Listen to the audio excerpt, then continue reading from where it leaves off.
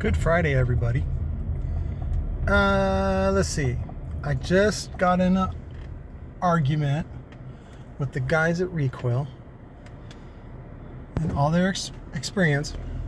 I'm sure glad I'm not a fucking employee. I would have been fired a long time ago.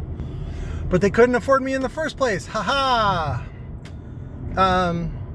So there's a internet thing going around about how precious cash is, and it's a crock of shit. And I'll explain a couple things to you, which is number one. So, well, if you haven't seen it, the idea is that you should use cash and pay people in cash, because otherwise credit card companies sneak 3% or 5% or whatever it is, and eventually the $50 gets eaten up.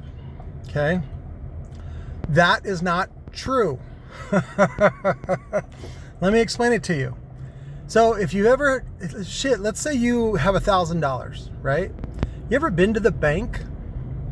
It is a nightmare, okay? You gotta wait in line, you gotta drive there, you gotta, and especially if you're on the East Coast, you gotta deal with those fucking banker hours, right?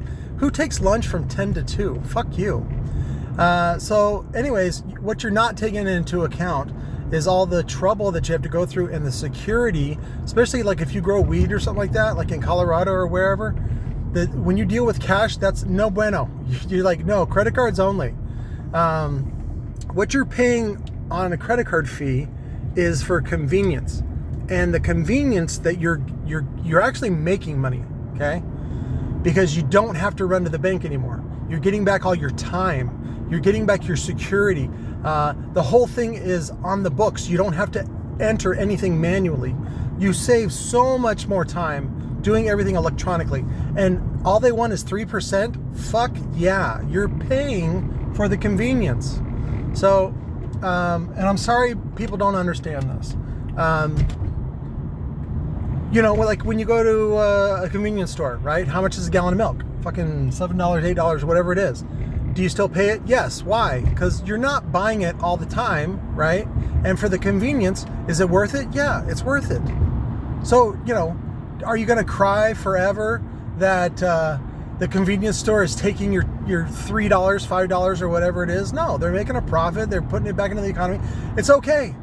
So the other thing you got to that people are not taking into account is money is fake.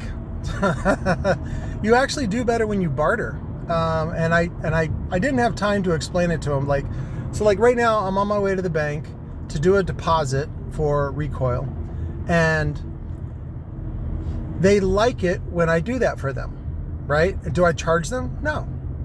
But it helps me earn like brownie points, okay? Let's say I'm sticking my nose up his butt.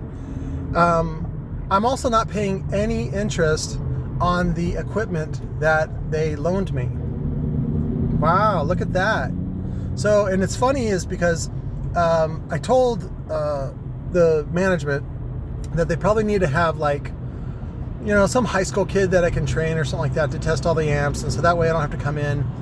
I think they like me coming in for a couple of reasons, but it's actually more expensive for them to hire somebody, right? Like, let's say you pay them $15 an hour, $20 an hour. Rather than that, all they have to do is give me some returns, right? Like a couple of wire copper kits, or somebody returned an amp. It still works. It's fine. My guys don't care. I'll take it and make a profit out of it. How much did it cost them? Nothing, because they wrote it off. They might as well throw it in the trash. So I'm bringing value to the operation. Did I take cash? Do I need cash? No.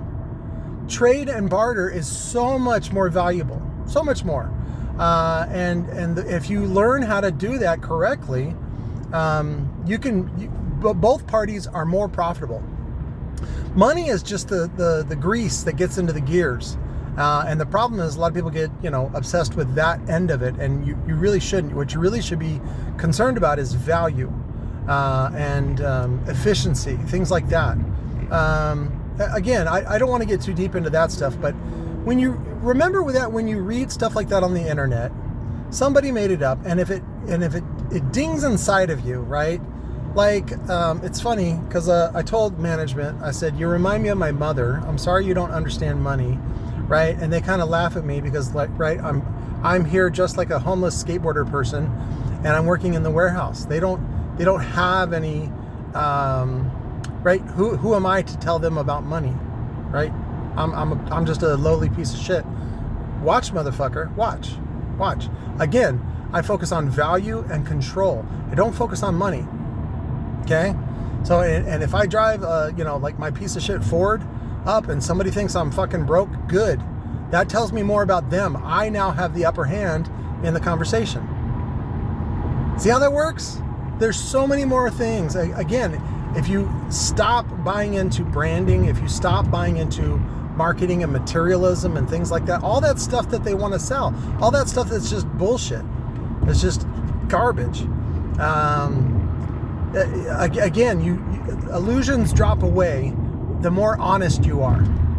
You start seeing the world for what it really is. Now, I don't want to get into like the Matrix and all that stuff. That's not what I'm talking about. I'm just talking about looking around and seeing the things for what they are. So now a lot of this stuff works just because we all agree on the same lie, right? Like money, right? Like cash. Cash is king. Oh, really? Is it now? Okay, that's a whole other story. Everybody works with notes. The world works with notes, which is debt. It's a debt instrument. It's not really cash. It's not really money. And it has no value except for the value that you place on it. Okay? And that can go with lots of things. And that goes back to bartering. You can use cash to barter. Things like that. Again, you got to be more creative. You got to be open-minded about things. And it's really what you got to look at is the way to gather assets that make you money. Because remember, assets make you money. Liabilities cost you money. So like your house, is that an asset? No. But you can use it to buy assets by borrowing against it. See how that works? Something that puts money in your pocket is an asset. Something that costs you money every month is a liability.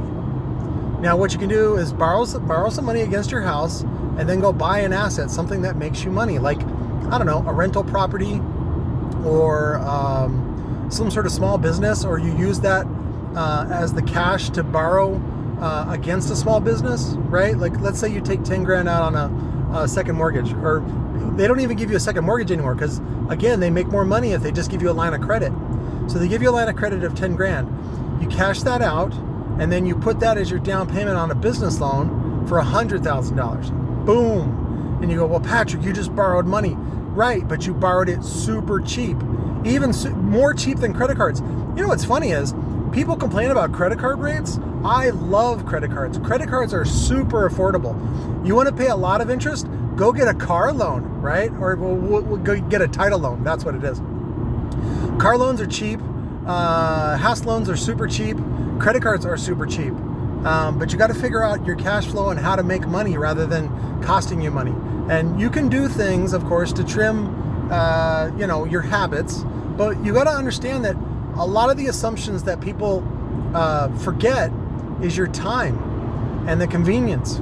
Speaking of which, I got to get the fuck off the freeway. Here ranting. Should be making a deposit. Get off McClintock. I think that was it. Other than that, I got a bunch of orders out yesterday and today. I'm going to be posting this nice purple 15-inch subwoofer that I made. Guy really, really liked it. He called me and he's like, "Thanks, man. I really love it. This just is for you." I'm like, "Yeah, you too, buddy." And I'll post pictures on Instagram about that. And then let me see what else. Oh, there's some other equipment that I want to test over the weekend. I'm going to cut the videos, but I'm not going to release them until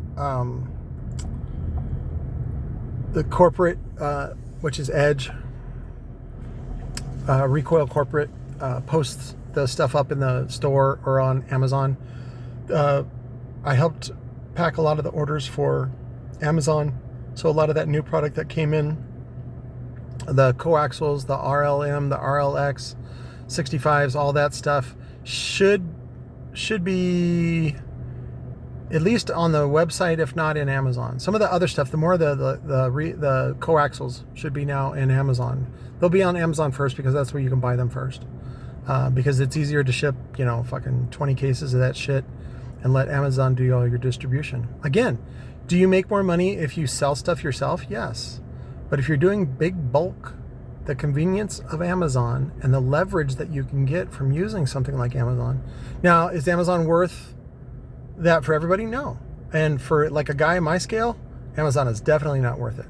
And there's a couple of things about that. But I'll talk to you that. There's a business video that I'm putting together that I worked on. I got to look at the other videos and then continue the conversation on those. So, but it's Friday. Do something constructive this weekend. Do something for somebody else. Stop thinking about yourself. Stop thinking about your dumb, you know, oh, I need this. Shut up. Shut your fucking mouth. Focus on other people. Okay? Now, if you want to do something for yourself, fucking jack off. Oh, I'm going to be doing reviews on some sex toys too, as well. So, because I had to throw away the old rubber vagina. She was getting tired, and the little what is it called? I don't. It's a little stick that looks like a giant tampon that you put in there, and it's supposed to soak up moisture and to keep it from, you know, getting gnats and mold in there and stuff like that. But I was poking it in the wrong way, and I broke the tongue, and I'm like, oh, I want the tongue. So I threw her away, and then I ordered a new one with a much larger vulva. I prefer a larger vulva. And if you guys have not followed the Instagram channel, Jugs Global, so I got a story for you on that. And also some of my insights and observations about OnlyFans. That's interesting too. More than anything, I've really been productive speaker building, and I will be wrapping up a lot of the projects that have been overdue for a long time. I also have, there's always tons of cool stuff. That's why you guys subscribe. So, and I don't ever want to ask you to subscribe. No, I have to earn that. If it's, I want it to be obvious that you want to tune in, whatever, every day, every week, whatever, and watch these videos and learn some cool shit. Fucking go for it. But I'm never gonna ask for that. Fuck people that do. Like, subscribe. Shit. Fuck you. Fucking go earn that. Let's see what else. I think that was it. I just wanted to get those things off my chest. Thanks for listening, guys. I love you, and I will talk to you later.